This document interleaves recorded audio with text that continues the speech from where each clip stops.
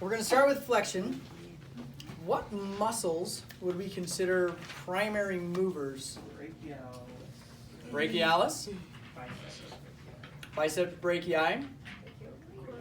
Brachioradialis. Those are our three primary movers when it comes to elbow flexion. We actually can tease out pretty well each one of those muscles, meaning supinating and pronating the arm, right? okay, Biceps so and depending on the position we have them in, for forenation. That could have gotten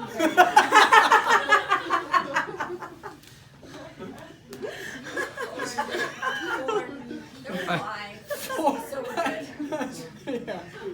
I don't know where that came. I meant to say forearm supination pronation. Forenation. Forenation! Formation. Forenation for patient. Actually, we got another word for it. Anyway. Okay. So yes, depending on the position of the forearm, we can tease out different muscles. So we'll start with the bicep brachii. Okay? Bicep brachii. What, other than elbow flexion, does it perform another motion? Supination. Okay?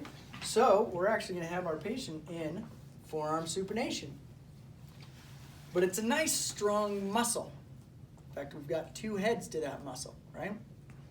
And so we want to give ourselves a little bit of advantage in a couple of different ways.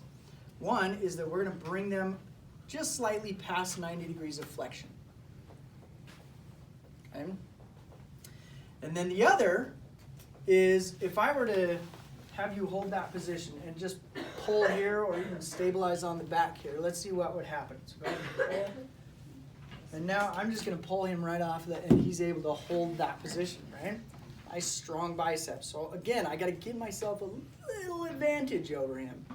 So with my stabilizing hand, I'm going to give myself an advantage. I totally win! No, I'm going to get close to his face, but not quite. I'm going to place it on the front of his shoulder, anterior shoulder. Okay? And then I'm going to stabilize there and pull. So I've got almost opposing forces to give me a slight advantage over the patient. So hold it there, don't let me move. And 5, nice and strong, okay? Next, we'll do brachioradialis. This position right here. Radialis, R-A-D, rad. Got to get the backwards wink, actually. I invented the backwards wink. It's better. That's better It's than much a forward. better than usually people are like, what just happened? Okay. Brachioradialis. Is it as big as the bicep brachii? No. No, it isn't. He's just a little guy, right? Just a little guy that sits right here. And so we don't need the advantage in either way. So we don't bring them up past 90 degrees. We actually keep them at 90 degrees of elbow flexion. And I also don't need the advantage of opposing forces by pushing on his anterior shoulder. So I'm going to stabilize at the elbow. So it'll look like this, okay? And then hold that position, don't let me move you. And then I push down. And as you do that, you'll actually see their brachioradialis right here just go pop right up, okay? And then the last one, brachialis. They go into forearm pronation, okay?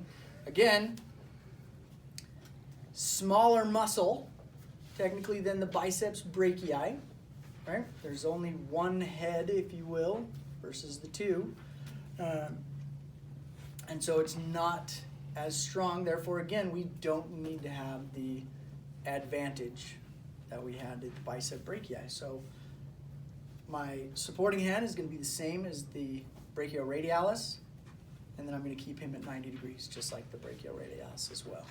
Hold that position. Don't let me move you.